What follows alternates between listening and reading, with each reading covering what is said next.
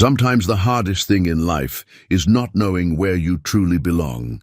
For Elliot, a single father who had lost more than most men could bear, that feeling followed him everywhere until he bought a small mountain cabin, hoping to finally find peace. The cabin was old and broken down, with one window boarded shut from the inside. When he pried those boards loose, light flooded in. What he saw through that window made his breath catch. Down in the valley sat the ruins of another cabin with a rusted weather vane turning slowly in the wind. It was the same weather vane his father had built on their family farm decades ago. Was it here? What had his family hidden on this mountain? Before we jump back in, tell us where you're tuning in from, and if this story touches you, make sure you're subscribed because tomorrow I've saved something extra special for you. Elliot had never been a man who believed in fresh starts. At 42, he'd learned that life didn't work that way. You carried your past with you wherever you went, like stones in your pockets, weighing you down with every step. But when the inheritance check arrived, a modest sum from his mother's estate, barely enough to matter in the grand scheme of things, he'd done something impulsive. He'd bought the cabin. It wasn't much to look at. The real estate listing had been honest about that at least. Rustic mountain retreat, needs work, cash only. The photos showed a small structure with weathered siding, a sagging porch, and windows that looked like they hadn't been opened in years. 160 acres of forest and stone, perched high in the Cascade Range, 3 hours from the small Oregon town where he'd been living since his wife died. The drive up had taken most of a day. Late October meant the roads were still passable, but snow would come soon. The realtor had warned him about that, about the isolation, about the lack of cell service, and the nearest town being 40 minutes down a winding mountain road. Elliot had nodded through all of it, signed the papers, and taken the keys. He needed the silence. That's what he'd told his sister Audrey when she'd called, her voice tight with worry. "You're running away," she'd said. "Maybe," he'd admitted. "Or maybe I'm just trying to find a place where I can hear myself think." Sophie, his 10-year-old daughter, had stayed with Audrey for the first week. It was better that way, Elliot told himself. He needed to make the place livable before she came up, needed to fix the broken steps, patch the roof, get the old wood stove working, needed to prove to himself that this wasn't just another mistake in a long line of them. The cabin sat in a clearing surrounded by towering pines. Behind it, the mountain rose steep and severe. In front, the land dropped away into a valley so deep you couldn't see the bottom when the morning mist rolled in. The air smelled of pine needles and wood smoke from his own fire, and at night the silence was so complete it felt like being underwater. Elliot was a carpenter by trade, had been for 20 years. His hands knew wood the way some men knew books or music. He could look at a joint and see where it would fail, could feel the grain of a board and know if it would hold. The cabin's bones were good. Solid timber frame, tight corners, a foundation that had settled but not cracked. Someone had built this place to last.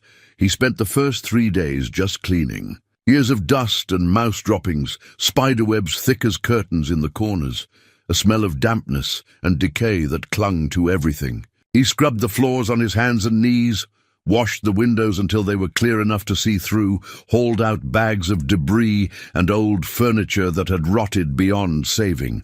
The wood stove took longer. The chimney was clogged with bird nests and creosote, dangerous if he tried to light a fire without clearing it. He spent a whole afternoon on the roof with a brush and rope, feeling the bite of cold wind on his face, looking out at the endless forest stretching in every direction. Up here, it was easy to forget the world below existed at all. By the 4th day, he had the place warm. The stove glowed with heat, and he'd hung canvas tarps over the windows to keep the drafts out. He'd brought supplies, canned goods, coffee, batteries for the lanterns. His truck was parked in the clearing, but he found himself using it less and less. Where was there to go? At night, he lay in the sleeping bag he'd spread on the cabin's only bed frame and thought about his wife. 3 years gone, and some days it felt like yesterday.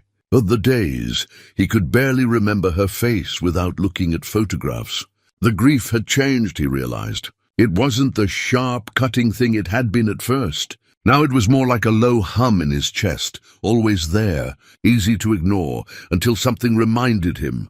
A song on the radio, the smell of her perfume on a stranger, the way Sophie laughed exactly like her mother.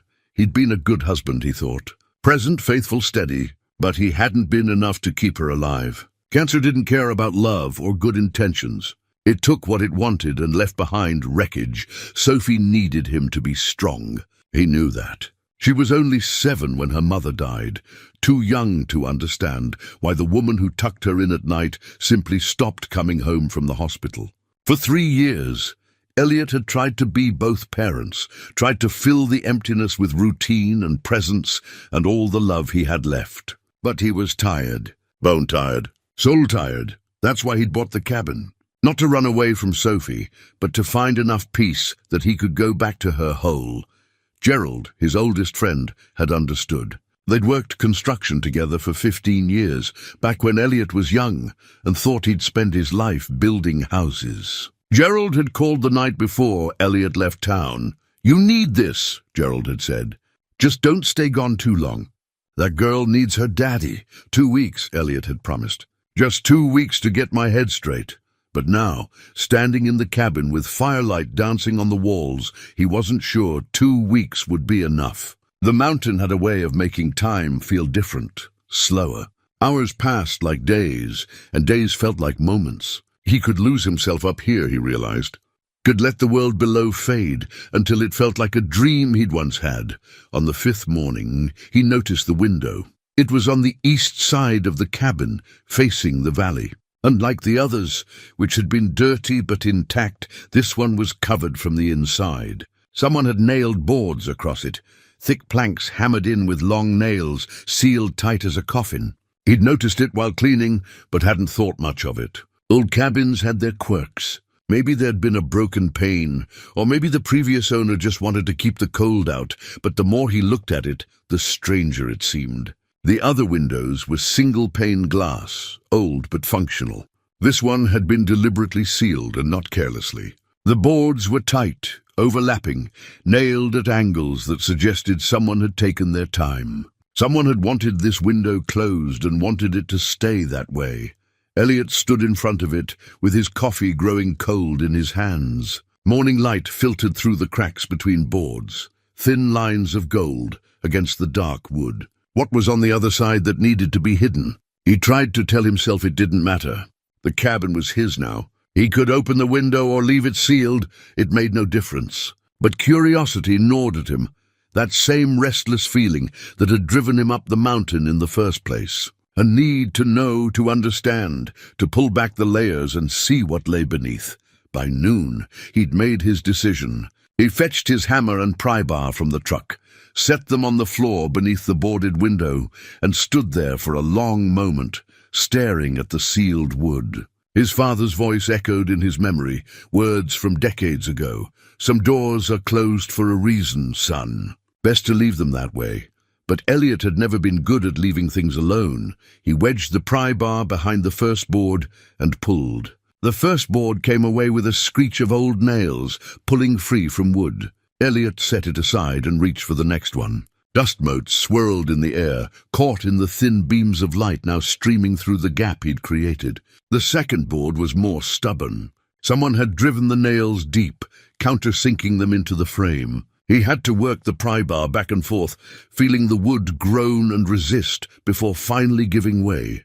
3 boards down, and he could see glass behind them. Intact glass, not broken, so it hadn't been sealed because of damage. That made it stranger still.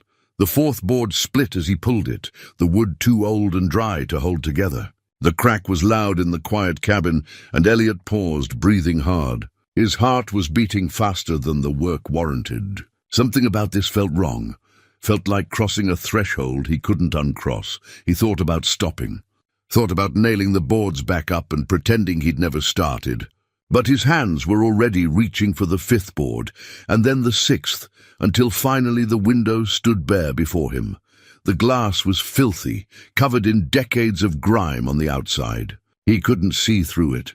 Elliot grabbed a rag and some water, climbed onto the windowsill, and started scrubbing. The dirt came away slowly, revealing first shapes, then details, then a view that made him go very still. The valley spread out below him, vast and beautiful. The morning sun painted everything gold. The tops of pine trees, the rocky outcroppings, the distant ridges that marched toward the horizon. It was breathtaking, the kind of view people paid fortunes to see. But that wasn't what stopped his breath in his chest. Down the slope, maybe 200 yards below the cabin, sat the ruins of another structure. He could just make out the foundation, the collapsed walls, the skeletal remains of what had once been a building. Moss and small trees had grown up through it, reclaiming it for the forest. It looked like it had been there for decades, slowly dissolving back into the earth, and rising from the center of those ruins, somehow still standing, was a weather vane. Elliot's hands started shaking. The rag fell from his fingers to the floor. He knew that weather vane, knew the shape of it, the proportions, the way the rooster sat proud on top with its tail feathers spread wide. His father had made it when Elliot was young, had spent weeks in his workshop hammering and shaping the metal, getting every detail right. It had sat atop their barn in eastern Oregon, spinning in the wind, a landmark Elliot had seen every day of his childhood. When his father left, just disappeared one night when Elliot was 17, the farm had eventually been sold. Elliot had assumed the weather vane went with it, just another piece of his father's life scattered to strangers. But here it was, on a mountain 300 miles from that farm, on land Elliot had never known existed, standing watch over ruins he'd never heard about. His legs felt weak. He sat down hard on the floor, staring at the window, at the impossible view beyond it. His mind raced through explanations and found none that made sense. His father couldn't have been here. There was no reason for him to be here. No reason for that weather vane to be spinning slowly in the mountain wind, like a ghost's beacon. Elliot didn't remember deciding to go down there. He just found himself pulling on his boots, grabbing his jacket, stepping out into the cold morning air.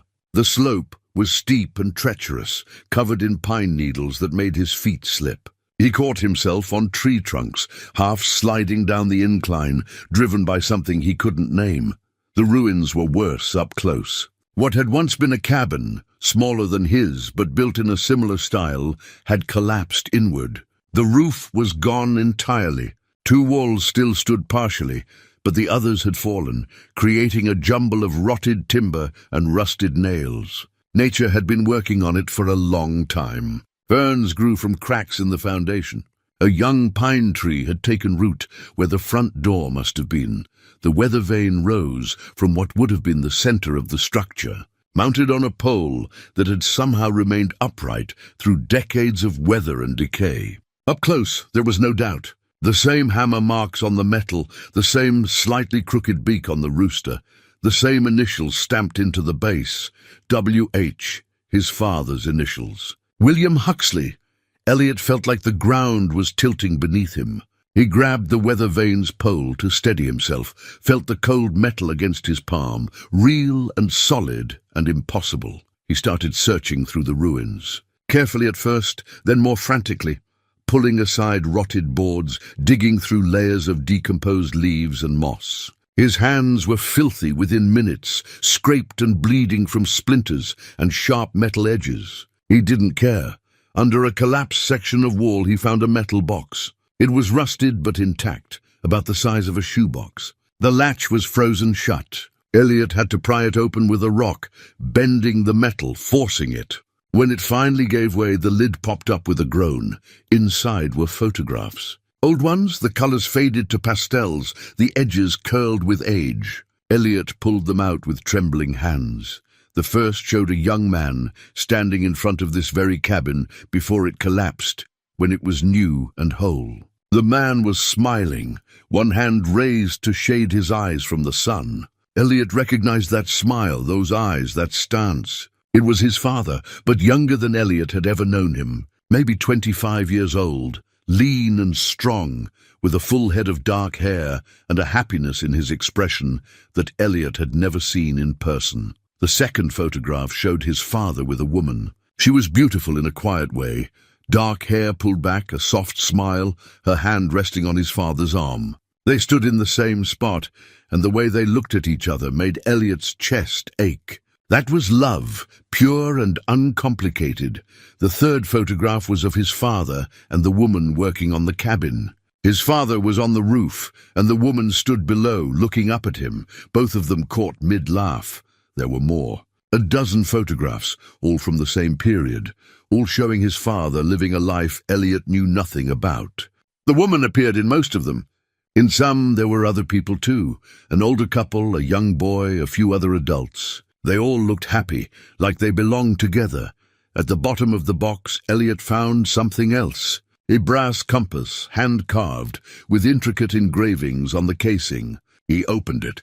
The inside of the lid was engraved, "To William, may you always find your way home. Love, Dad." Elliot's grandfather had given this to his father. He remembered seeing it once, long ago, in his father's drawer. He'd asked about it, but his father had closed the drawer quickly and changed the subject. Elliot sat back on his heels, the compass in one hand and the photographs in the other.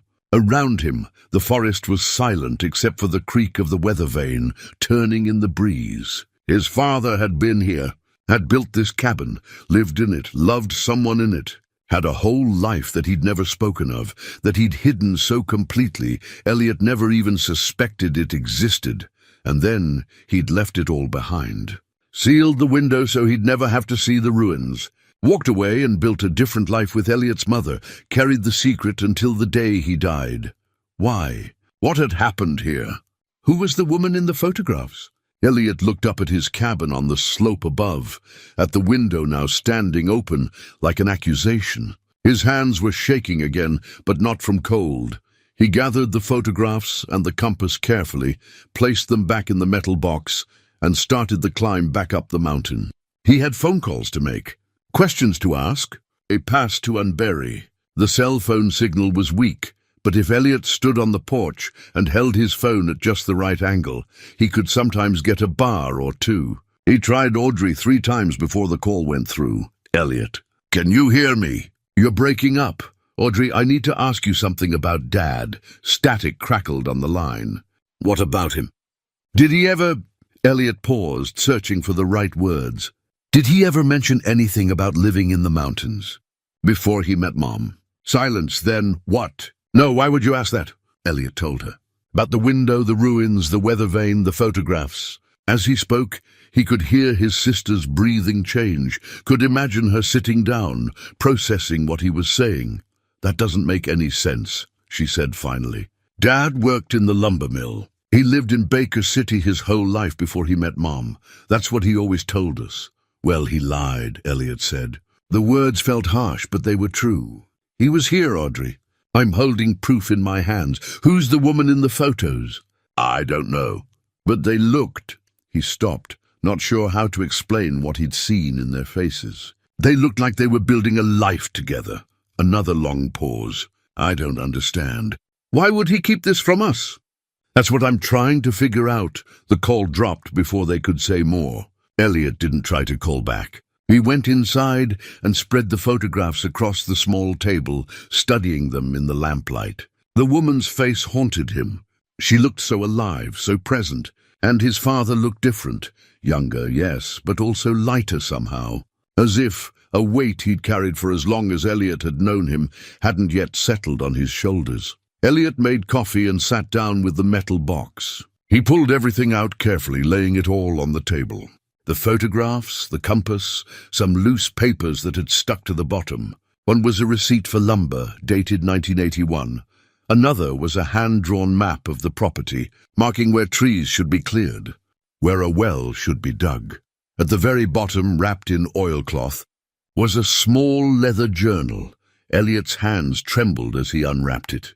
The leather was water-damaged, stiff and cracked, but the journal had been protected well enough that the pages inside were mostly intact. He opened it to the first page. The handwriting was unmistakably his father's, the same careful script Elliot remembered from birthday cards and the occasional note left on the kitchen counter. The first entry was dated March 15th, 1981. We bought the land today. 20 acres on the mountain. It's not much, but it's ours. Iris cried when I showed her the deed. Happy tears. She says we can build our whole life here. I believe her. I believe in us, Iris. The woman had a name, Elliot read on, his coffee growing cold beside him. The journal chronicled his father's life on the mountain, entry by entry, dream by dream. Building the cabin by hand, logging the measurements and challenges. The satisfaction of getting the roof up before the first snow. The pride in installing the windows, including the one that faced the valley. The best view in the world, his father had written. There were entries about Iris, how she planted a garden in the clearing, how she sang while cooking, how she made the cabin feel like home, even when it was just bare walls and a wood stove. His father's love for her poured off every page, raw and honest, in a way Elliot had never heard him speak about anything. April 22nd, 1981. Iris and I talked about names tonight. If we have a daughter, she wants to name her Rose. If a son, she likes Samuel. I don't care what we call them as long as they're healthy. As long as they grow up here, with the mountains and the trees and room to breathe.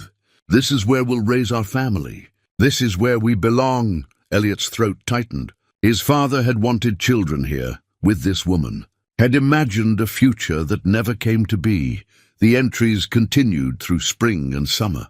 His father worked as a logger, bringing home money to buy supplies. Iris worked in the nearest town, at a diner 40 miles down the mountain. They were saving for a truck, for furniture, for solar panels so they wouldn't have to rely on generators and lamplight forever. But as the entries moved into fall, the tone began to change. September 3rd, 1981. Men came up the road today, said they were surveying for a mining company. Iris told them to leave. They didn't like that. They said the whole mountain is being assessed for mineral rights. Copper, they think. Maybe silver. They looked at our cabin like it was in their way. September 18th, 1981. More surveyors. This time they had legal papers. Said the mining company has rights to prospect on all the land in this area. I showed them our deed. They said it doesn't matter. If they find enough mineral deposits, they can force us to sell through eminent domain. I don't know what that means, but it doesn't sound good. October 2nd, 1981. Went into town to talk to a lawyer. He said we might have a fight on our hands. The mining company is big, well-funded. They've been buying up land all over the region. Some families are selling willingly. Others are being pressured. He asked how much we'd take to leave. I told him we're not leaving. This is our home. Elliot read faster, turning pages with growing unease. The entries became shorter, more anxious. His father wrote about threats, about supplies being blocked, about roads being closed without warning. Other families on the mountain were facing the same pressure. Some left. Others, like his father and Iris, refused. November 20th, 1981. Iris's family is staying. The old Hendricks place down the valley is staying. We're forming a coalition, going to fight this together. There are 7 families left who won't sell. The company is getting aggressive.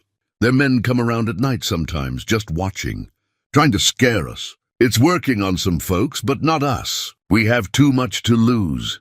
December 4th, 1981. Winter came hard this year.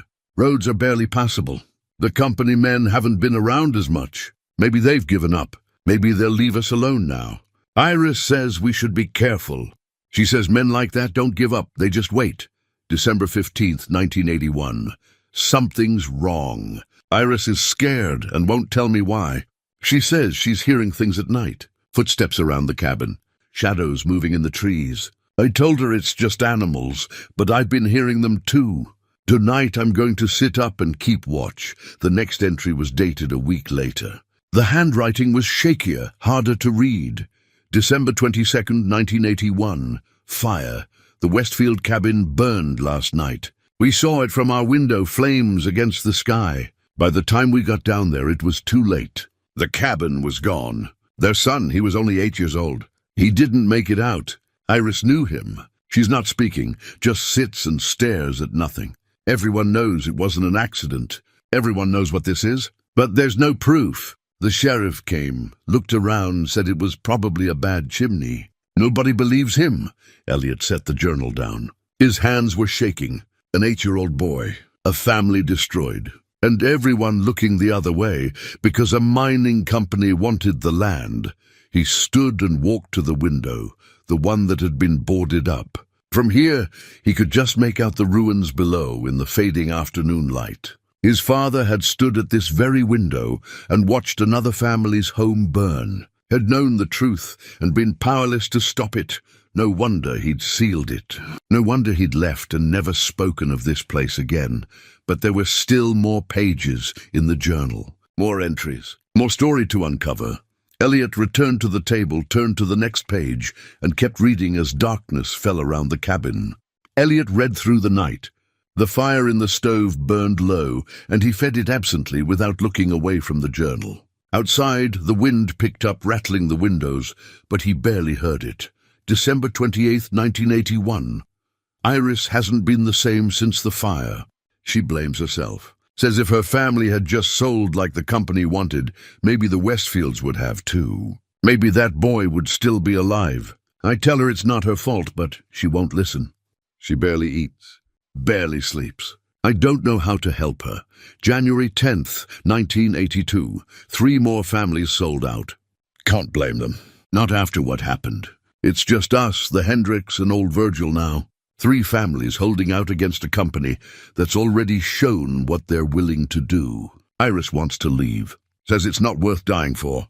But this is our home. Everything we built is here. I don't know what to do. January 24th, 1982. Found survey stakes on our land today. The company is still working, still planning, like we don't exist. I pulled them all up and threw them in the ravine. Childish, maybe, but it felt good. Elliot turned the page. The next few entries were brief, almost mechanical. His father wrote about chopping wood, fixing the roof, basic survival tasks. Between the lines, Elliot could feel the tension building, the weight of waiting for something terrible to happen. February 14th, 1982. It's Valentine's Day. I wanted to do something special for Iris, but she's so distant now. I made her breakfast and she barely touched it. She spends hours just looking out the window at the valley. Sometimes I catch her crying, and she won't tell me why. The woman I fell in love with is disappearing, and I don't know how to bring her back. March 2nd, 1982. She's leaving. Iris told me this morning. She can't stay here anymore. Says every time she closes her eyes, she sees that boy, sees the fire. She says this mountain is cursed, and we're fools for staying. I begged her to stay. Told her we could start over somewhere else, sell the land, move to town. She said it's too late. She said she needs to go away, far away, and forget this place ever existed. March 5th, 1982. She's gone. Packed her things while I was down at Virgil's place. When I came back, the cabin was empty except for a note. She wrote that she loves me, but she can't live with the guilt. She's going to her aunt's place in California. She says don't follow her. She says we both need to move on. I don't know how to move on from this. Elliot stopped reading. He pressed his palms against his eyes, feeling the ache behind them. His father had lost everything on this mountain. The woman he loved, the home he'd built, the future he'd dreamed of. He kept reading. March 20th, 1982. I should leave too. Virgil tells me there's nothing left to fight for. The company won. Most of the families are gone. But I can't make myself go. This cabin, we built it with our own hands. Every board, every nail. Walking away feels like admitting it was all for nothing. April 3rd, 1982. Haven't written in a while. Not much to say. I work, I eat. I sleep, the days blur together. Sometimes I stand at the window and look down at where the Westfield cabin used to be. The ruins are still there. Nobody's cleared them. It's like a grave marker. April 30th, 1982. Decided today that I'm leaving. Can't stay here anymore. Every corner of this place reminds me of her. I'm selling the land to the mining company, taking their money and leaving. Virgil says I'm doing the right thing. He sold out last week. Says there's no shame in knowing when you're beaten. I don't know about that. Feels like shame to me. May 15th, 1982, leaving tomorrow. Packed everything I can carry. The rest I'm leaving behind. Let the mountain have it. Let it all rot. I sealed up the east window today, the one that looks down at the ruins. I never want to see that view again. Never want to remember what happened here. The entries stopped there. The rest of the journal pages were blank. Elliot closed the book and sat in silence. His father had written nothing about where he went after leaving the mountain. Nothing about meeting Elliot's mother, starting over, building a new life. The story just ended, as if William Huxley had ceased to exist the moment he walked away from this cabin, but he hadn't ceased to exist. He'd gone on to have a family, to work, to live another 40 years. He just never spoke about the life he'd had before. Never mentioned Iris or the mountain or the dreams that died here. Elliot stood and walked to the window, the one his father had sealed. Dawn was breaking, painting the sky in shades of pink and gold. Below, the ruins sat quiet and still. The weather vane caught the first light, gleaming like a beacon. He thought about the property deed in the metal box. His father's name on official papers, proof of ownership. If his father had sold the land to the mining company, how had it ended up for sale again decades later? How had Elliot been able to buy it? Something didn't add up. Elliot went to his truck and retrieved his laptop. The battery was low, but he had enough charge to work for a while. He drove down the mountain until he caught a decent internet signal, then pulled over and started searching. Mining companies in the Cascades in the 1980s. There were several, but one name kept appearing, Cascade Mineral Corporation. They'd purchased mineral rights across thousands of acres in the early 80s, displaced dozens of families, started exploratory drilling. Then in 1985, they'd abandoned the project entirely. Environmental regulations had changed. The cost of extraction had become prohibitive. They'd sold off the land holdings and dissolved. Elliot searched for the property records. It took time, tracing ownership through multiple sales, but eventually he found it. The land where his cabin stood had been sold by Cascade Mineral Corporation in 1986 to a private buyer.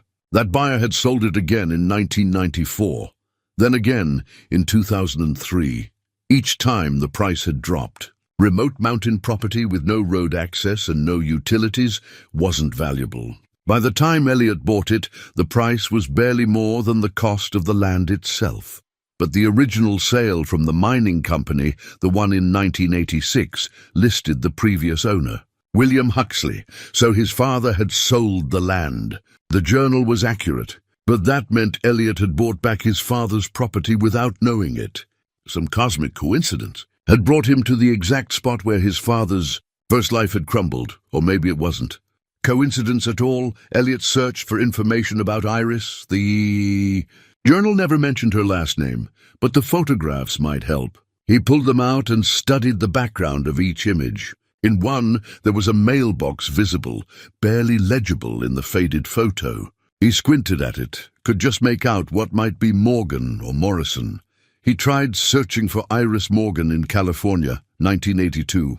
Too many results. He tried Iris Morrison. Still too many. He needed more information. Then he remembered the other families. The journal had mentioned names. The Westfields, the family whose cabin burned. The Hendricks. Virgil, who'd been his father's friend. Elliot searched for Virgil Hendricks in the mountain area. After several tries, he found something. An obituary from 2019. Virgil Hendricks, aged 89, longtime resident of the Cascade region. Survived by 2 daughters and 5 grandchildren. The obituary mentioned he'd been a rancher and logger, had lived through the mining disputes of the early 1980s. The obituary listed his current address at the time of death. A ranch 40 miles from the base of the mountain. Elliot checked his phone. It was barely 6 in the morning. Too early to call anyone. Too early to show up at a stranger's door. But he was done sleeping, done waiting. He started the truck and headed toward the address, toward the next piece of the puzzle, toward whatever truth was waiting to be found. The Hendricks Ranch sat in a valley where the mountains gave way to rolling grassland. It was a working operation. Elliot could see cattle dotting the distant fields, outbuildings in good repair, a barn that looked recently painted. The main house was modest but well kept, with a wide porch and flower boxes under the windows that must have been beautiful in summer. It was nearly 8 o'clock when Elliot pulled into the drive. He sat in the truck for a moment, gathering his thoughts, rehearsing what he might say. How did you explain to strangers that you were chasing ghosts? That you'd stumbled into a past that wasn't yours, but somehow felt like it belonged to you anyway? Before he could decide, the front door opened. A woman in her 60s stepped out, wiping her hands on a dish towel. She looked at his truck with curiosity rather than suspicion. Elliot got out. "I'm sorry to bother you so early. I'm looking for the Hendricks family. I read that Virgil Hendricks passed away a few years back. He was my father," the woman said. Her voice was warm, with a hint of mountain accent. "I'm Dorothy. What can I do for you?" "My name is Elliot Huxley. I think my father knew your dad back in the early 80s. They lived on the mountain together." Dorothy's expression shifted. Recognition flickered across her face, followed by something else. Concern, maybe, or old sadness. "Huxley, William Huxley." "Yes, ma'am." She was quiet for a moment, studying him. Then she nodded. "You better come inside." The house was warm and smelled of coffee and bacon. Dorothy led him to the kitchen and poured him a cup without asking. They sat at a heavy wooden table that looked like it had been there for generations. "Your father," she said. "I was just a girl when all that happened, but I remember him. Remember your daddy and Iris. They were good people. Didn't deserve what came their way. I'm trying to understand what happened. I found my father's cabin, or what's left of it. Found his journal. But there are pieces missing." Dorothy sipped her coffee. "How much do you know?" "I know about the mining company. The fire that killed the Westfield boy. I know Iris left, and my father sold the land and left too. But I don't know what happened after. I don't know what became of Iris." Dorothy set her cup down carefully. "That's a hard story. You sure you want to hear it?" "I need to," she nodded slowly. "All right then. Let me get something first." She left the room and returned a few minutes later with a cardboard box. Inside were old photographs, newspaper clippings, documents yellowed with age. She spread them on the table. "My father never forgot what happened on that mountain," she said. "He kept all this, said it was important to remember, even when everyone else wanted to forget." She pulled out a newspaper clipping from 1982. The headline read, "Mountain Fire Claims Young Life." Below was a grainy photograph of the burned cabin, smoke still rising from the ruins. The Westfield boy's name was Timothy, Dorothy said. 8 years old. His family had been on that mountain for 3 generations. When the mining company started pressuring folks, they refused to leave. They weren't alone. There were maybe a dozen families holding out. Your father and Iris among them. The journal said it wasn't an accident. It wasn't. Everybody knew it. The company had been making threats, sending men around at night to intimidate people. 2 weeks before the fire, someone cut the Westfield's phone line. A week before, their well was contaminated. Someone dumped something in it. Then the cabin burned, and nobody did anything? Dorothy's face hardened. The sheriff was on the company's payroll. The state didn't care about a handful of mountain families. We were in the way of progress, they said. In the way of jobs and revenue.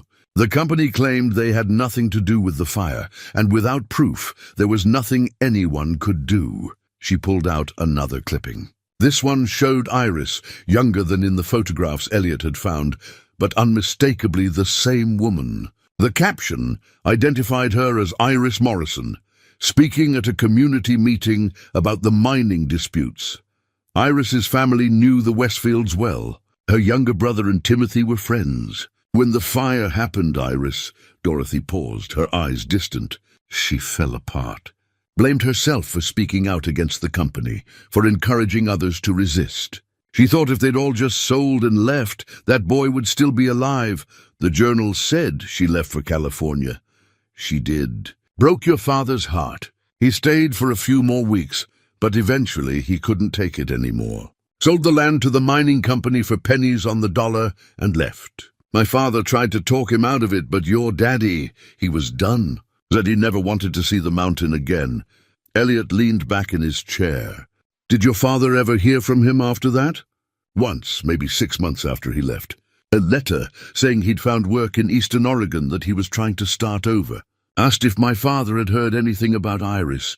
Dad wrote back, but the letter was returned. After that, we never heard from him again. Elliot pulled the wedding ring from his pocket, the one he'd found near the ruins. He set it on the table. "I found this at the cabin site." Dorothy picked it up, turning it over in her hands. She read the engraving aloud. W.H. and I.M. She looked at Elliot with understanding in her eyes. They were going to get married. Had the rings made and everything. The wedding was supposed to be that spring, after the snow melted. But then the fire happened and... She shook her head. Love doesn't always survive tragedy.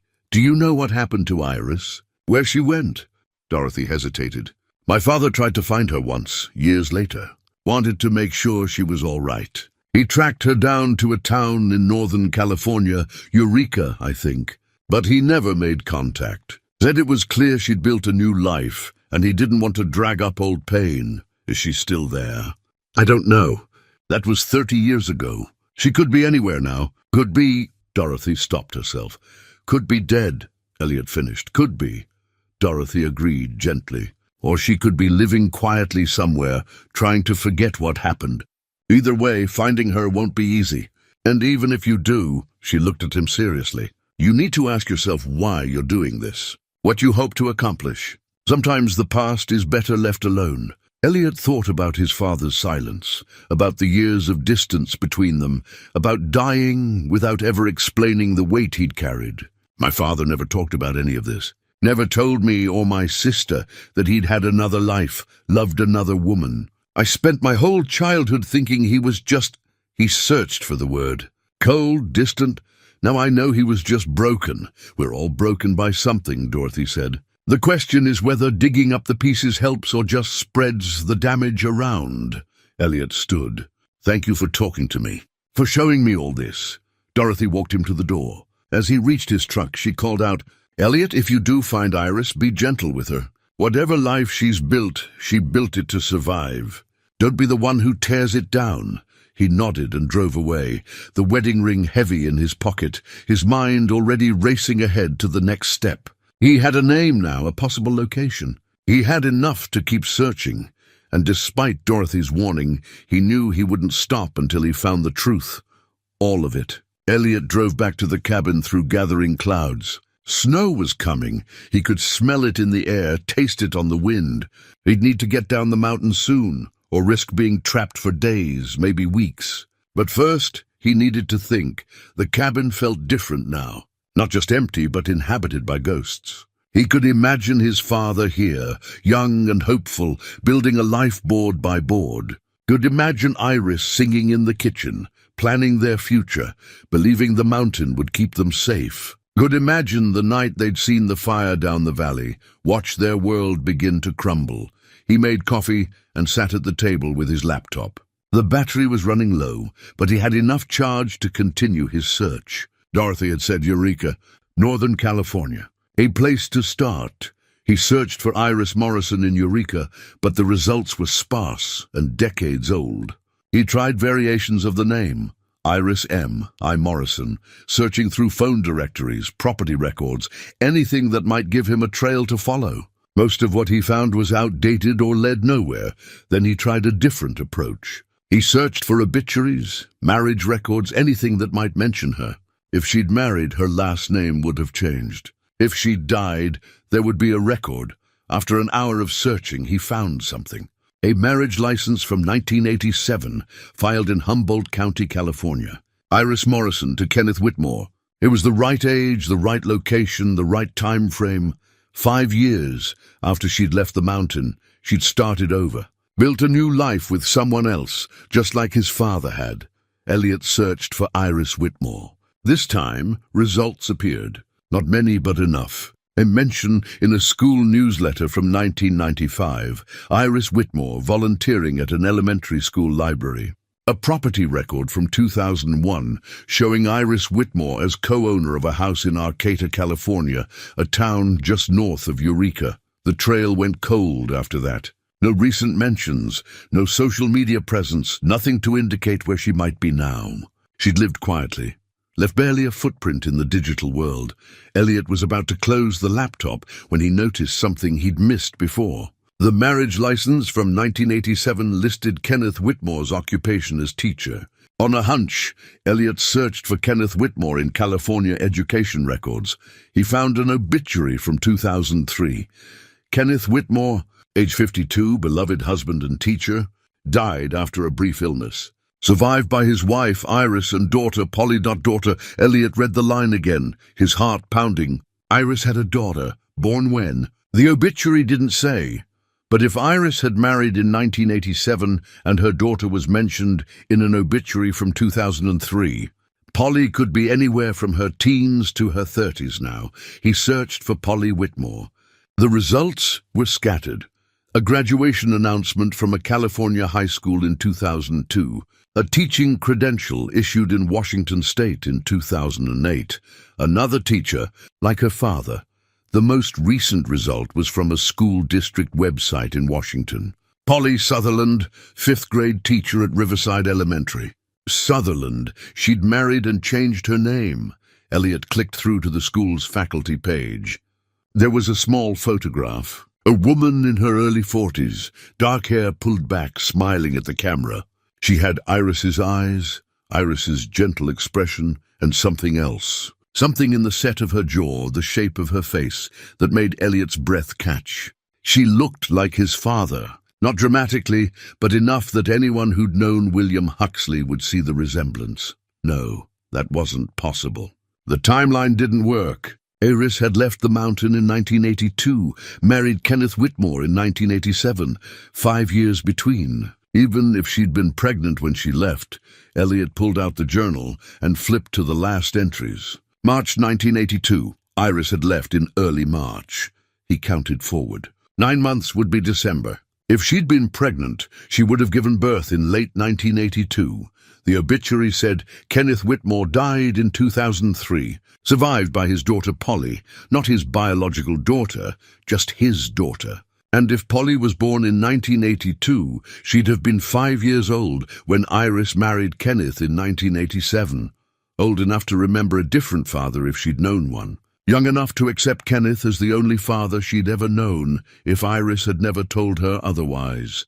Elliot's hands were shaking. He set the laptop aside and stood, pacing the small cabin. This was speculation, desperate hope based on a resemblance in a photograph and a gap in a timeline. It couldn't be true, but what if it was? What if Iris had left the mountain not just heartbroken but pregnant? What if she'd never told his father, because she thought it would trap him, burden him, destroy whatever chance he had at a new life? What if Elliot had a half-sister he'd never known about? He called Audrey.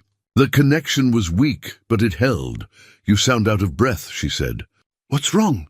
"I think Dad had another child." Silence. "Then what are you talking about?" He told her everything he'd found. The timeline, the resemblance, the way the pieces seemed to fit together. Audrey listened without interrupting. "That's a lot of guessing," she said finally. "You don't know for sure." "I know. But what if I'm right?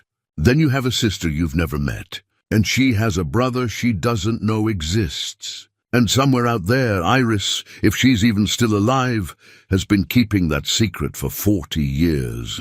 Audrey's voice was careful, measured. "Elliot, you need to be sure before you go knocking on doors and turning people's lives upside down." "How do I be sure?" "I don't know. Birth records, maybe? Can you find Polly's birth certificate?" "Those records are sealed unless you're family." "You might be family." "That's the whole question." Elliot sat down heavily. "I can't just show up at her school and say, 'Hi, I think we might be related because I found our father's cabin and he never told anyone about it.' That's insane. So hire someone. A private investigator. Someone who knows how to find records and make contact without causing damage." It made sense. It was the careful, reasonable thing to do. But every part of Elliot wanted to drive to Washington, find this woman, look her in the eye, and see if the resemblance he'd noticed in a photograph was real. "I'll think about it," he said. "Think fast. Sophie's supposed to come up there this weekend, remember? Storm's coming and you need to get off that mountain before you're snowed in." Sophie. He'd almost forgotten. In 3 days, his daughter was supposed to visit, supposed to see the cabin he'd been fixing up. She'd called twice this week, excited to spend time with him, to explore the mountain. He couldn't cancel on her again. "You're right," he said. "I'll come down tomorrow." Deal with this from town. Good. And Elliot, be careful with this.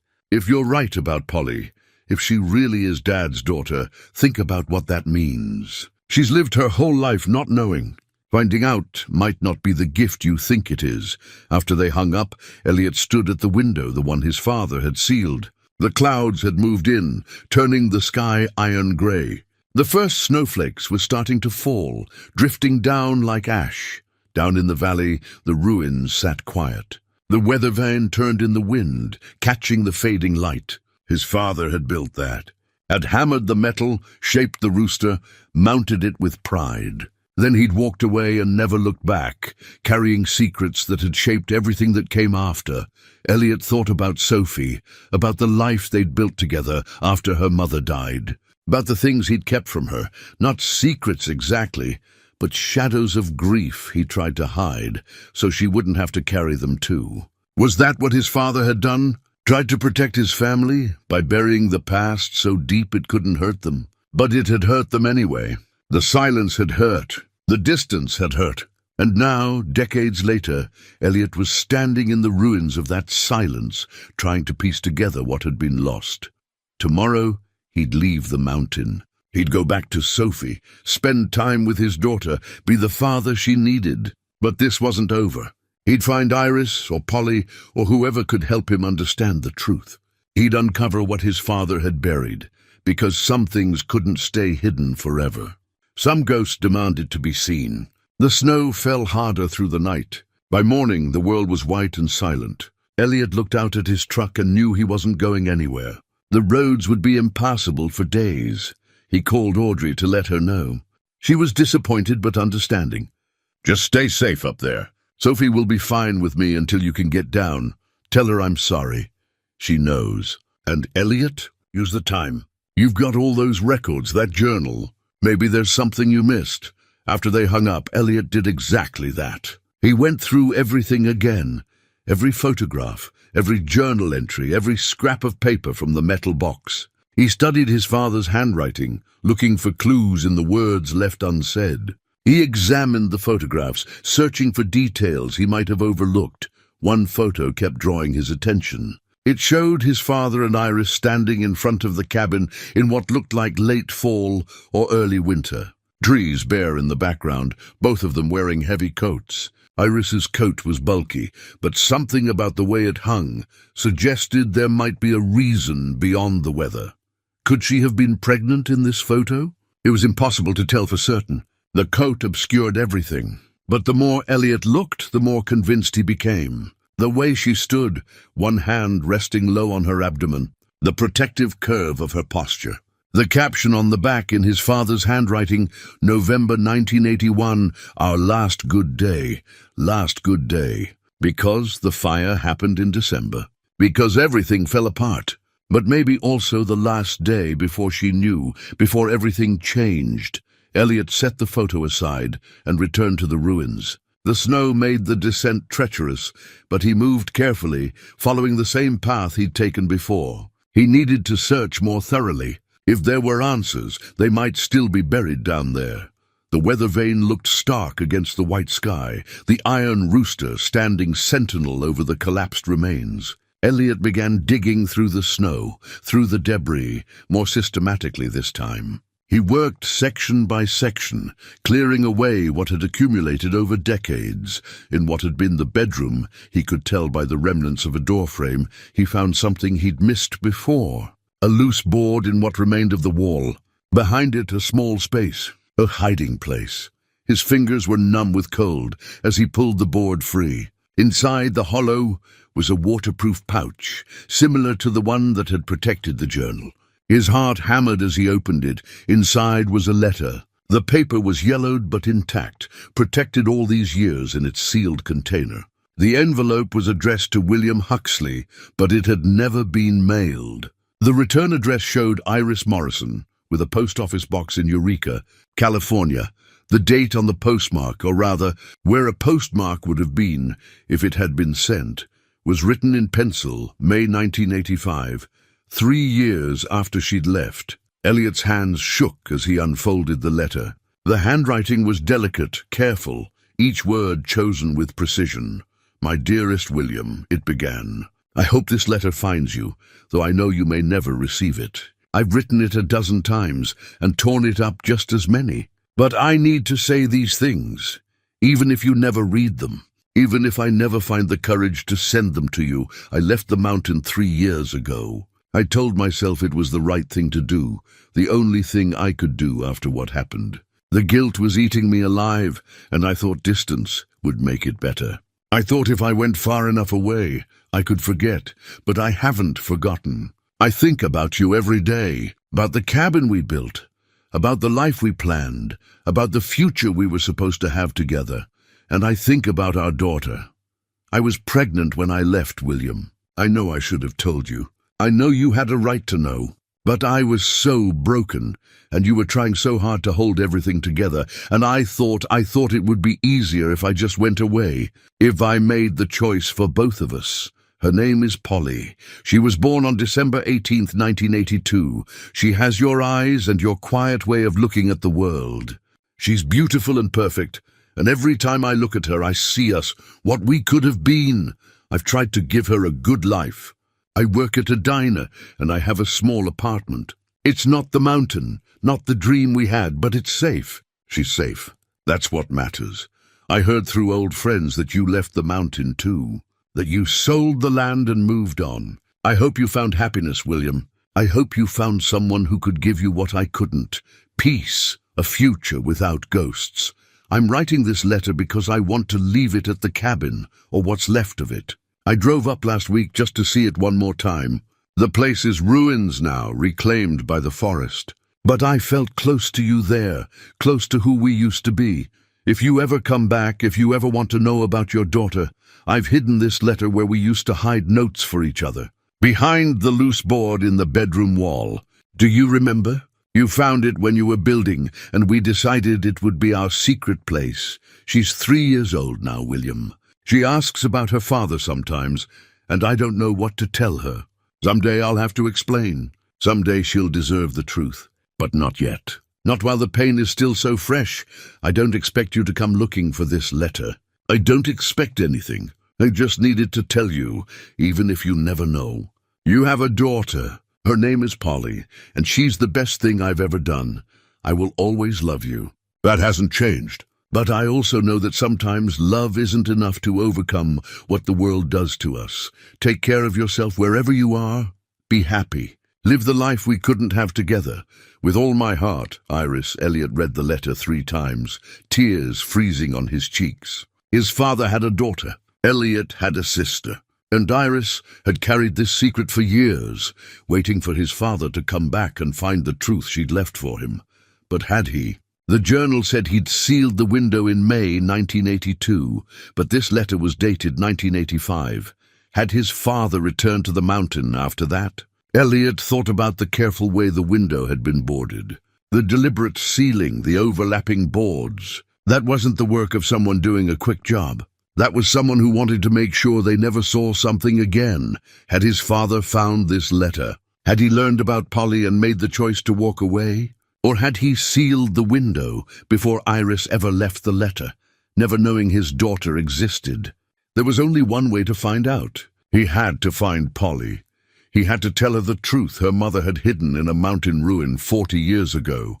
The snow continued to fall, but Elliot barely noticed. He climbed back to the cabin, the letter clutched in his frozen hands, and began planning what he would do the moment the roads cleared.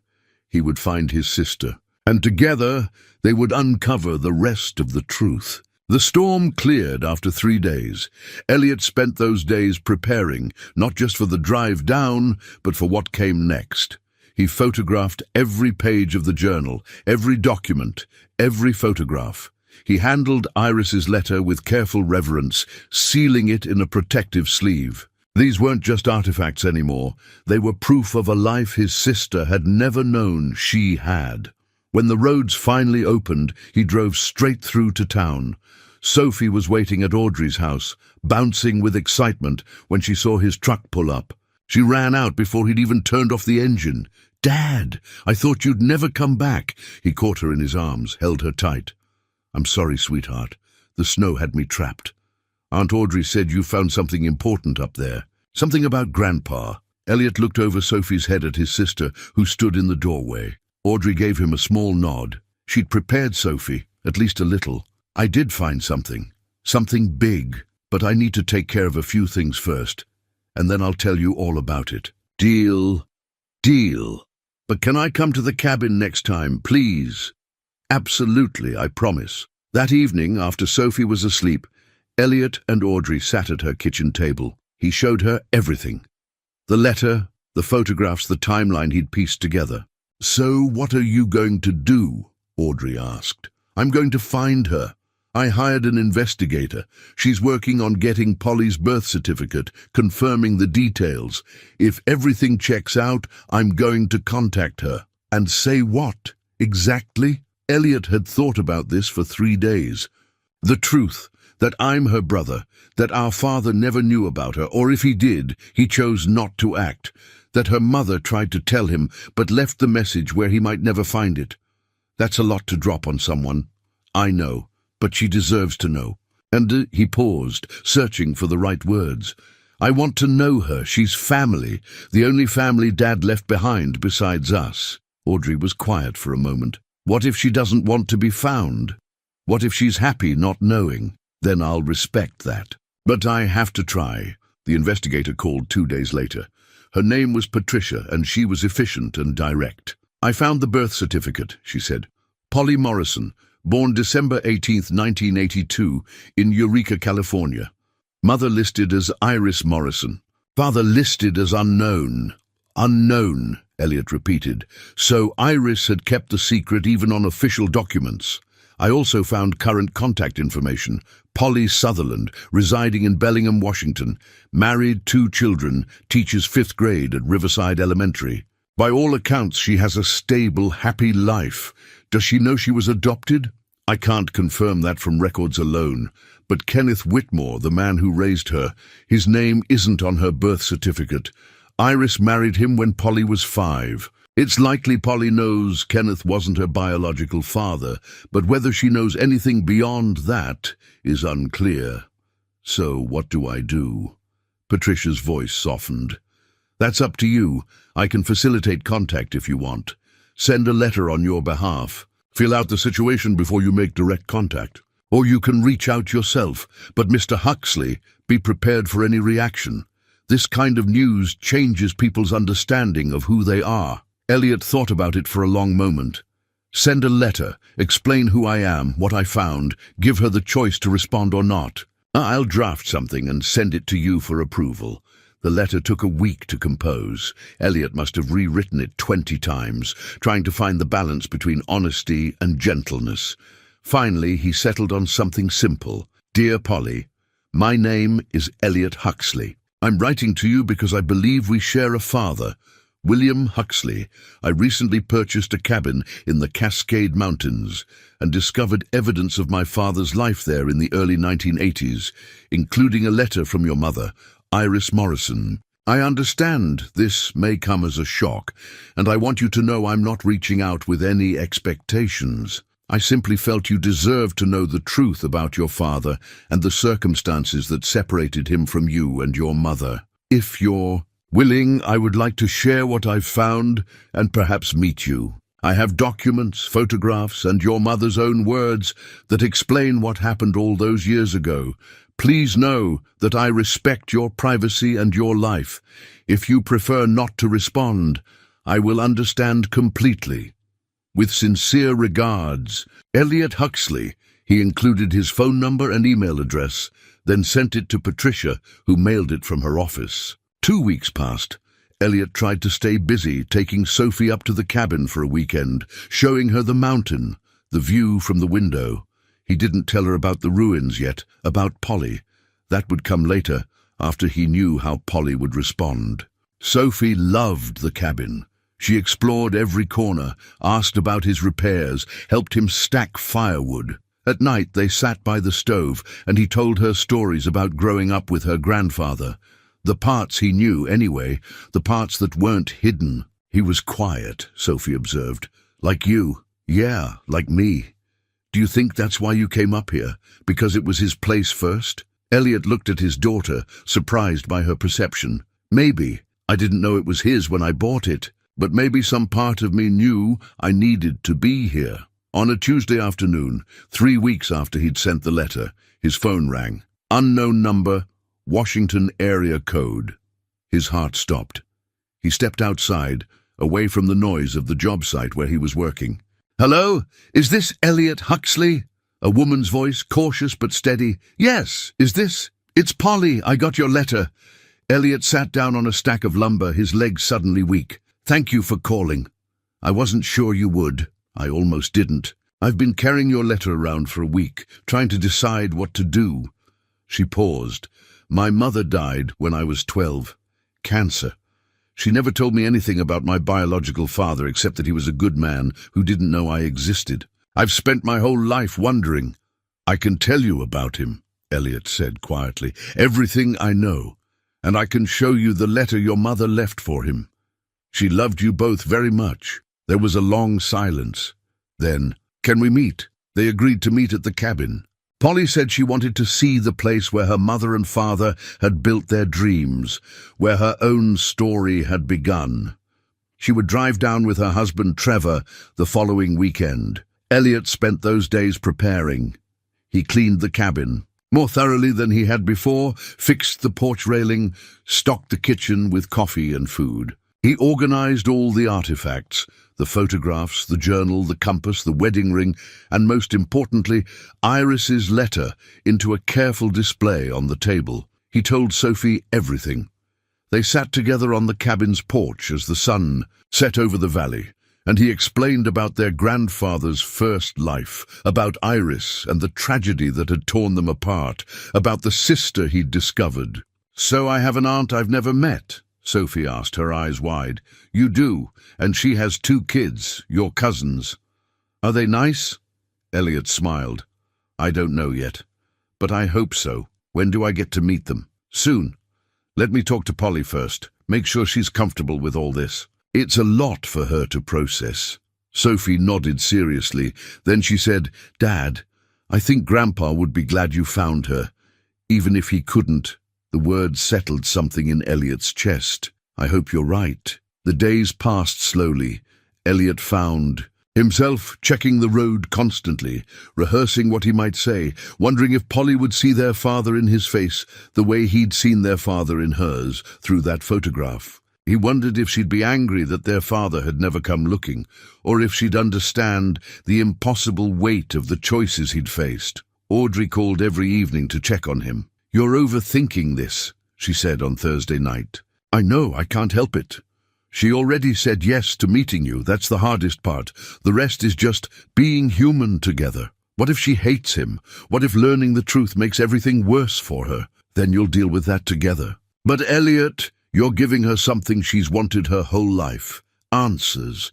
That's a gift, even if the answers are complicated." Saturday arrived cold and clear. Elliot woke before dawn, too anxious to sleep. He made coffee, checked the cabin. One more time, straightened the photographs on the table for the 10th time. Sophie watched him pace with amusement. "You're making me nervous," she said. "Sorry, what if this is a mistake?" "It's not. You found her for a reason. Grandpa wanted you to find her, even if he didn't know it." "How can you be so sure?" Sophie shrugged. "Because you wouldn't have found the cabin otherwise. You wouldn't have opened that window. Sometimes things happen the way they're supposed to, even if it takes a long time." At 10 o'clock, Elliot saw the car coming up the mountain road from the cabin window, his heart racing as it grew closer. When it finally pulled into the clearing, he stepped out onto the porch, Sophie beside him, suddenly uncertain what to do with his hands. The passenger door opened. A woman emerged, and Elliot's breath caught. She looked so much like the photographs of Iris, it was startling. The same gentle features, the same cautious way of moving. But in her face he also saw his father unmistakably. The shape of her jaw, the set of her eyes, the way she stood as if weighing her surroundings before committing to movement. It was like looking at a photograph of his father and Iris merged into one person. A man got out from the driver's side, tall and steady, his hand finding Polly's as they walked toward the cabin. "Elliot!" Polly's voice was soft, questioning. "Polly!" He came down the steps. They stood facing each other, two strangers bound by blood and history neither had known existed until recently. Then awkwardly at first they embraced. "I can't believe this is real," she whispered. "Neither can I." They pulled apart. Polly wiped her eyes, then noticed Sophie standing on the porch. "And you must be Sophie." Sophie came forward shyly. "Hi, I guess you're my aunt?" Polly laughed through her tears. "I guess I am. That's going to take some getting used to." "This is my husband, Trevor," Polly said, turning to the man beside her. Trevor shook Elliot's hand firmly. "Thank you for finding her, for telling her the truth. She's been searching for this her whole life without knowing where to look." They went inside. The cabin felt smaller with 4 people in it, but warmer too. Elliot had coffee ready, and they sat around the table, the same table where his father had once sat, planning a future that never came to be. "This is everything I found," Elliot said, gesturing to the artifacts spread across the surface. "I wanted you to see it all, make sense of it yourself. Your mother's letter is here, and your father's journal, and all the photographs I discovered. It's your history as much as mine." Polly reached for the photographs first. Her hands trembled as she lifted each one, studying the faces of parents she'd never known together. When she found the one of Iris and William laughing, both of them caught in a moment of pure joy, she made a small sound, half sob, half wonder. "She looks so happy," Polly said. "I never saw her look like that. Not in any picture I have of her. She was always sad, isn't the right word. Wistful, maybe, like she was looking at something beautiful that she couldn't quite reach." "They were building something here," Elliot said gently, "before everything fell apart." Sophie poured coffee for everyone, moving quietly, sensing the weight of the moment. Elliot was grateful for her presence, for the way she instinctively understood when to help and when to simply be still. He told Polly the story then, everything he'd learned. He started with buying the cabin, finding the boarded window, discovering the ruins below. He told her about the weather vane, about the journal entries that chronicled her parents' love and their dreams. He explained about the mining company, the pressure on the families, the fire that killed the Westfield boy. Polly listened without interrupting, tears streaming down her face. Trevor kept one hand on her shoulder, anchoring her through each revelation. Elliot told her how Iris had blamed herself, how the guilt had driven her away from the mountain and from the man she loved, how she'd been pregnant when she left, but carried that secret alone, trying to protect everyone, even as it tore her apart. When Elliot finished, he slid the letter across the table, her mother's words, preserved all these years in their hidden place, waiting for someone to find them. Polly picked it up with reverent care. She read it slowly, her lips moving slightly as she absorbed each sentence, each confession, each expression of love and regret. When she finished, she set it down carefully and looked up at Elliot with red-rimmed eyes. "She left this for him to find," Polly said, her voice barely above a whisper. "But he never came back." "I don't know for certain," Elliot admitted. "The journal ends with him leaving in 1982. But your mother left this letter in 1985. There's a gap, 3 years where I don't know what he did or where he was. 3 years of his life that's just blank. When did he meet your mother?" "Late 1982, from what I understand. They married in 1983. I was born in 1984. Audrey came 2 years after that." Polly processed this information, her mind clearly working through the timeline. So if he did come back and find this letter, it would have been after he'd already started a new family, after you were born. "Yes. And he would have had to choose," she said quietly, understanding dawning in her eyes. "Between the life he'd built and the daughter he didn't know existed. Between your mother and mine. Between you and me." They sat in silence for a long moment, both imagining that impossible choice. The weight of it hung in the air between them, not accusatory, but heavy with understanding. Finally Polly spoke again, her voice steadier now. "I need to see it. The place where they lived. Where She paused, searching for words. "Where I was conceived, I suppose. Where their story began." Elliot nodded. "I'll take you there. It's a steep walk down, but the path is manageable." Sophie stood. I'll stay here. This is something you two should do together. They bundled into coats and headed outside. The morning air was crisp, carrying the scent of pine and distant snow. Elliot led the way down the slope, moving carefully through the pine needles and loose stone, pointing out places to step, warning about hidden roots. Trevor followed close behind Polly, ready to catch her if she stumbled. The weather vane came into view first, rising above the tree line like a beacon from another time. It turned slowly in the mountain breeze, the metal catching the sunlight. Polly stopped when she saw it, one hand pressed to her chest. "He made that," Elliot said, stopping beside her, "with his own hands. It was on our family's barn when I was growing up. I saw it every day and never knew he'd brought it here first, that it meant something more than just decoration." "It's beautiful," Polly whispered. "The detail in the feathers, the way it's balanced. You can tell he cared about getting it right." They continued down. The ruins spread before them, softened by moss and time. What had once been walls were now just suggestions of structure, boundaries between what had been home and what was wilderness. A young pine tree grew where the front door must have been. Ferns sprouted from cracks in the foundation. Nature had been kind in its reclamation, turning tragedy into something almost peaceful. Polly walked through the space slowly, Trevor staying close behind her. She touched the remnants of the doorframe with careful fingers, traced her hand along a windowsill that had somehow survived decades of weather. She knelt beside what might have been the hearth, running her palm over the stones. "They cooked meals here," she said, more to herself than anyone else. They sat by this fire and talked about their day. They made plans and dreamed about the future, about me, a baby they wanted to raise in this place. Elliot pulled the wedding ring from his pocket, the one he'd found on his first visit to the ruins. "I found this near the foundation, half buried in the soil. It was meant for your mother." Polly took it with trembling hands, reading the engraving through fresh tears. "W.H. and I.M." She turned it over, studying every detail. They had rings made. They were going to get married. The journal mentioned a spring wedding, after the snow melted. But then the fire happened, and everything changed. Polly slipped the ring onto her thumb, the only finger it came close to fitting. She never wore it.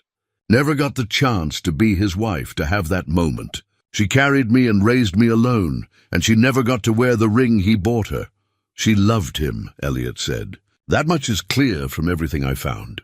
The letter, the photographs, the way other people talked about them. And he loved her just as much. What happened here, the fire, the fear, the guilt, it destroyed them both. But not the love. That stayed, even after everything else fell apart. Polly sat down on a large stone that might have once been part of the fireplace. Trevor sat beside her, and Elliot gave them space, walking to where the weather vane stood. Up close, he could see his father's craftsmanship in every detail. The careful shaping of the metal, the precise welding at the joints, the hand-filed edges. His father had been a man who built things to last, who put care into his work even when no one else would notice. "I've been thinking about what you said earlier," Polly called over. "About not knowing if he found the letter." Elliot turned back to her, waiting. "I think he did," she continued, her voice carrying across the ruins. "I think he came back, found it, and made a choice. Maybe the hardest choice of his life." "What makes you think that?" Polly stood walking toward him. "Because if he never found it, why seal the window? Why board it up so carefully that you had to pry it apart, board by board? If he'd just left in 1982 and never come back, the window would have been left open, or broken by weather, or covered by whoever bought the property next. But he sealed it deliberately. He took time to do it right, to make sure it stayed closed. He was hiding something he couldn't bear to see." Elliot considered this. She was right. The window had been sealed with intention, with finality, each board overlapping, each nail driven deep. That was the work of someone who wanted to make sure they'd never have to look again. "So he knew about you?" "I think so, and I think he made the only choice he could make at that point. He had a new wife, a baby on the way, you. Coming back into my mother's life, trying to be part of mine, it would have destroyed everything again. Different people this time, but the same kind of destruction. He would have torn apart two families instead of one." "Are you angry?" Elliot asked quietly. That he didn't choose you? Polly was silent for a long time, looking out over the valley. A hawk circled overhead, riding the thermal currents. Finally, she shook her head. No, I'm not angry. I'm sad. Sad for him, for my mother, for all of us who grew up with pieces of the story missing. Sad that he carried this weight alone, that he couldn't tell anyone. But angry? No. He did what he thought was right with the information he had and the impossible situation he was in. Trevor spoke, his voice gentle. Polly's spent her whole life wondering about her father. Who he was, why he wasn't there, if he would have loved her. Now she knows. He was a good man, caught in impossible circumstances, who made an impossible choice. That's more than a lot of people get. Elliot walked back to them. I made something for you. I wanted to wait until we were here to give it to you. He pulled out a leather-bound photo album he'd assembled over the past week. Copies of all the photographs. Carefully reproduced pages from the journal. Documents from the property records, maps of the mountain. Each page was labeled with dates and context, telling the story in chronological order. It's your history. Everything I found. Everything that proves where you came from and how much you were wanted, even if things didn't work out the way anyone hoped. I thought you should have it. Polly took the album with shaking hands. She opened it slowly and her breath caught. The first page showed her parents young and hopeful, standing in front of the cabin when it was new. Her mother's hand rested on her father's arm, both of them squinting into the sun, both of them smiling like they believed the future was theirs to shape. Thank you, Polly managed, her voice breaking. Thank you for finding this, for finding me, for caring enough to track down a stranger and tell her the truth, even when it would have been easier to keep the secret buried. You're not a stranger, Elliot said firmly. You're family. That matters. It's always mattered, even when none of us knew you existed. They sat together among the ruins as the afternoon light slanted through the pines, three people bound by loss and discovery. Below them, the valley stretched endless and beautiful, the same view their father had loved and feared and finally hidden away. Above them, the weather vane turned, catching the sun like a promise finally kept after 40 years of waiting. After a while, Polly stood, brushing dirt from her jeans. Can we go back to the cabin? I'd like to see where you live now, where you're building your life. I want to know my brother, not just the ghosts that brought us together. I'd like that, Elliot said. They climbed back up the slope, leaving the ruins to their peace. But something fundamental had shifted. The past was no longer hidden, no longer a weight pressing down on all of them. It was simply history now, known, acknowledged, integrated into who they were and who they might become together. Spring came slowly to the mountain, the way it always did at that elevation. Snow melted into streams that carved new paths down the slopes, finding their way to the valley below. Green shoots pushed through the forest floor, and the aspens began to show the first hint of leaves. The cabin, which had felt haunted by silence when Elliot first arrived, now felt alive with possibility and purpose. Polly visited 3 more times that winter and into spring, sometimes with Trevor and her children, sometimes alone when she needed time to process everything she'd learned. She and Elliot spent hours talking, filling in the gaps of their separate childhoods, discovering the ways their father's silence had shaped them both in different but parallel ways. They were different people. She was warmer, more open, quicker to laugh and share her feelings, while Elliot remained quiet and measured, more comfortable with action than words. But they recognized each other in ways that went deeper than personality, in the set of their shoulders and the way they approached problems and the particular quality of their silences. Sophie adored her new aunt from the first meeting. The two of them would walk the mountain trails together, Polly telling stories about being a teacher and the funny things her students said. Sophie sharing her dreams of becoming a veterinarian and working with wild animals. When Polly brought her children, a boy of 8 and a girl of 6, the cousins bonded quickly, the way children do when adults give them permission to belong to each other without explanation or justification. One afternoon in late April, with the mountain finally released from winter's grip, Elliot stood on a ladder, securing the restored weather vane to the cabin's roof. He'd spent weeks working on it in his workshop back in town, cleaning away decades of rust, repairing the damaged joints where weather had weakened the metal, treating everything with protective coating, restoring the rooster to something close to its original glory. Now it gleamed in the spring sunlight, ready to take its place once more. Polly stood below, one hand steadying the ladder. "You sure about this? It's been through a lot. Might not survive another 40 years up there." "That's exactly why it belongs here," Elliot said, positioning the base carefully on the mounting bracket he'd installed. "It survived everything that tried to destroy it. The fire, the mining company, decades of weather being abandoned and forgotten. It deserves to stand proud again." He tightened the final bolt and climbed down carefully. They stood together in the clearing, necks craned back, watching as a gust of wind caught the vane and set it spinning. The rooster turned smoothly on its axis, pointing first north, then east, then south, finding its purpose again after so many years of standing still among the ruins. "He'd be glad it's still standing," Polly said softly, shading her eyes against the sun. "I think so too.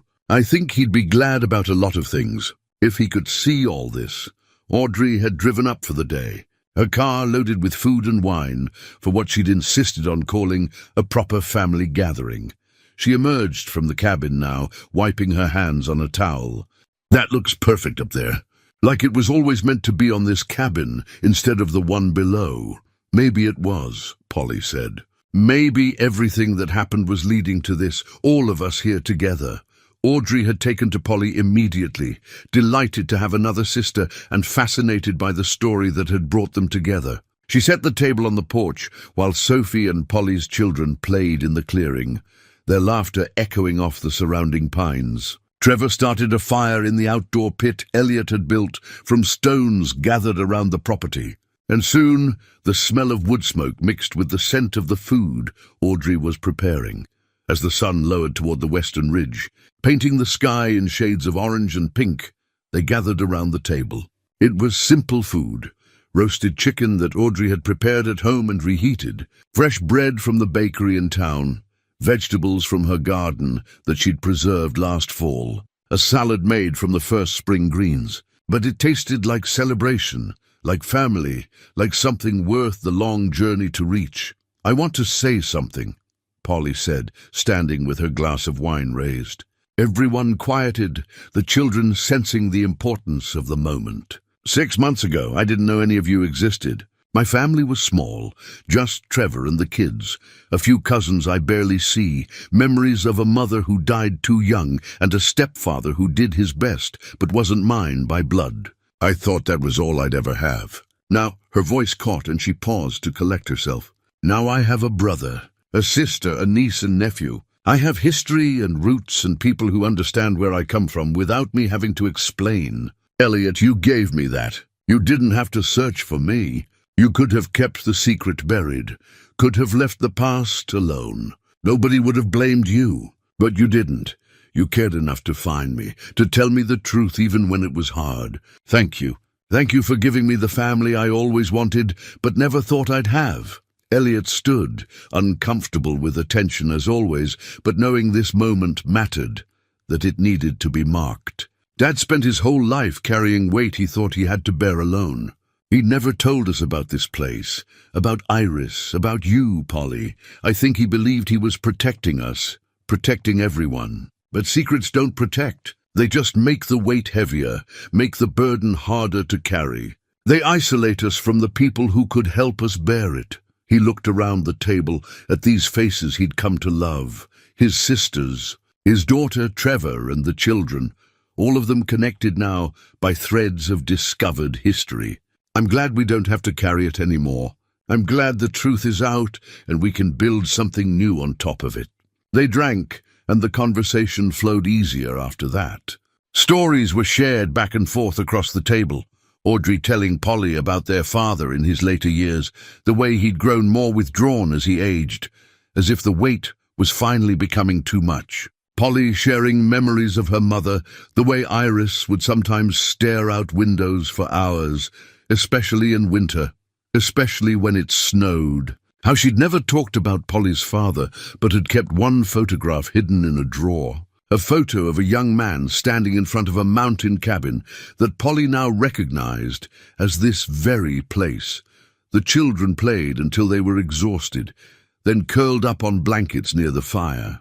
Sophie sat with her cousins, telling them stories about the mountain, about the wildlife she'd seen, about her plans to come up every weekend once school let out for summer. As darkness fell and stars emerged in the vast sky above them, brilliant and uncountable this far from any city lights, Elliot found himself thinking about the journey that had brought him here. He'd come to the mountain alone, grieving his wife, exhausted from trying to be everything Sophie needed, searching for silence and escape. Instead, he'd found voices from the past calling him toward connection, toward family, toward the complicated truth of where he came from. Later, after everyone had gone inside, Trevor and Polly taking the small bedroom, Audrey and the children arranging sleeping bags in the main room, Sophie claiming her usual spot in the loft, Elliot stood at the window his father had sealed, the one he'd opened that first week, without knowing what it would reveal through the glass. He could see the valley below, the ruins barely visible in the starlight, but there nonetheless, part of the landscape now instead of something to be hidden. The weather vane on the roof creaked softly above him, turning in the night breeze, its shadow crossing the moonlit clearing. He thought about his father standing in this same spot decades ago, young and heartbroken, making the choice to hammer boards across the view he couldn't bear to see. He thought about all the years William Huxley had carried his grief silently, building a new life, while the old one remained buried on this mountain, sealed away behind wood and nails, and the determination to never look back. "I found her, Dad," Elliot whispered to the darkness, to the mountain, to whatever remained of his father in this place. "I found your daughter, and she's wonderful, kind and strong, and exactly the kind of person you would have been proud to know. I wish you could have known her. I wish you'd found the courage to come back, to be part of her life. But I understand why you didn't. I understand the weight you carried and the impossible choice you had to make." Behind him, he heard soft footsteps. Sophie appeared at his side, wrapped in a blanket, sleepy-eyed but drawn by some instinct to where her father stood. "Can't sleep?" she asked. "Just thinking about Grandpa." "Yeah." Sophie leaned against him, and he put his arm around her shoulders. Through the window, the first hint of dawn was beginning to touch the eastern ridge, turning the sky from black to deep blue. "Do you think he'd be happy about all of us being together like this?" Elliot considered the question carefully. "I think he'd be relieved. I think he spent his whole life wishing things had been different, wishing he could have made different choices. Now maybe they finally are different. Maybe we're finishing what he couldn't." "I like having Aunt Polly around," Sophie said. "And Audrey too, but we've always had her.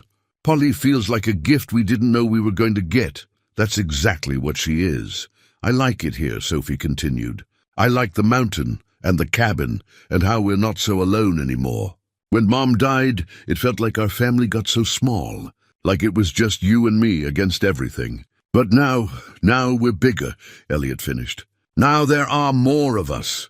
They stood together in comfortable silence, watching as dawn painted the valley in shades of gold and pink. The weather vane turned above them, catching the first light, and somewhere in the forest a bird began its morning song, soon joined by others until the mountain was alive with sound. The past was still there, written in ruins and weathered metal and faded photographs. But it was no longer buried, no longer hidden behind boarded windows and decades of silence. It was part of them now, acknowledged, honored, integrated into the story of who they were and who they might become. Elliot had come to the mountain searching for peace. Instead, he'd found family, connection, and the complicated truth that sometimes the hardest thing in life is knowing where you belong. But standing here now, with his daughter beside him, and his sisters sleeping safely inside, with the mountain waking around them and the weather vane turning overhead, he finally had his answer. He belonged here. They all did. This was home,